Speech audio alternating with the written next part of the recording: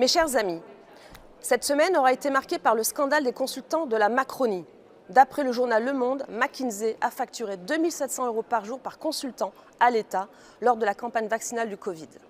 2 700 € alors qu'un haut fonctionnaire de catégorie A+, coûte 362 € par jour à l'État. À Bruxelles aussi, les consultants ont le moral. Voici un rapport de ce même McKinsey publié en avril 2020. L'intelligence artificielle, application industrielle critique. 34 pages pour la modique somme de 1 million d'euros, soit 30 000 € la page. Et en fait, c'est à peine plus long que l'appel d'offres qui fait, je vous le montre, 29 pages. Donc une page de couverture, 30 000 €.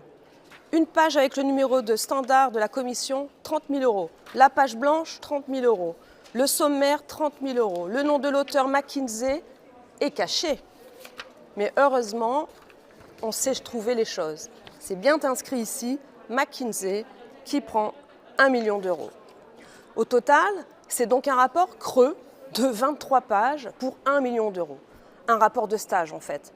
Un rapport sous-traité par 93% d'après le contrat. Je rappelle que McKinsey est enregistré dans un paradis fiscal, le Delaware aux États-Unis, et paye 175 $ d'impôts par an. Mais il y a plus grave. Dans une démocratie souveraine, la stratégie et les politiques publiques ne devraient pas être sous-traitées, ni mises en vente, ni transmises à des entreprises hors Union européenne.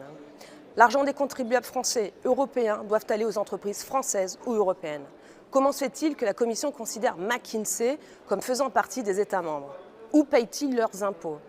Aussi, j'ai découvert 3 autres exemples édifiants ici à Bruxelles. Un contrat de 100 millions d'euros a été signé par la Commission de Bruxelles avec PwC et d'autres cabinets pour, je cite, le développement et la mise en œuvre de réformes structurelles dans les États membres. En clair, la caisse de l'hôpital public et nos retraites. Deuxième exemple, comment l'agence européenne SRB, qui gère à Bruxelles les faillites des banques européennes, peut choisir la firme américaine BlackRock comme conseil via un contrat cadre de 30 millions d'euros. Enfin, c'est IBM, qui est le chef de file du projet qui gère nos données Schengen. On parle pourtant ici de 3 fonctions régaliennes. Alors, à Bruxelles comme à Paris, des consultants privés et des lobbies pilotent en coulisses l'Europe et la France. Comme le disait le général de Gaulle, c'est l'esprit d'abandon. Ces dirigeants vendent leur âme et nos vies. Heureusement, le peuple a la tripe nationale. Je reviendrai très vite avec une vidéo sur Bill Gates et les lobbies méconnus qui gravitent autour d'Ursula von der Leyen, la présidente de la Commission.